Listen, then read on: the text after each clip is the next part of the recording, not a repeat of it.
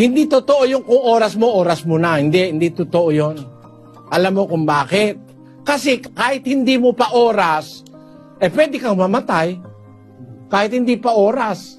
Basahin natin ang Ecclesiastes Kapitulo 7, versikulo 17. Huwag kang magpakasamang lubha, ni magpakamangmangman. Bakit ka mamamatay bago dumating ang iyong kapanahunan? Ba't ka mamamatay bago dumating ang kapanahunan mo?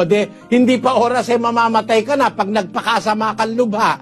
Subukan mong uminom ng drugs at suminghot ka ng nakalalasong usok. Magsyabu ka ng magsyabu. Pag hindi ka aabot ng 40 anyos patay ka na.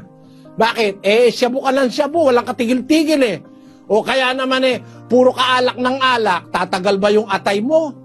Mahihirapan ang atay mo, mahihepatitis B ka, at ikaw magkakaroon ng cirrhosis of the liver, patay kang bata ka. Bago dumating ang kapanahunan mo.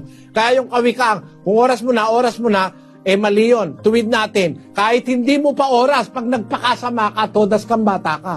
Yun.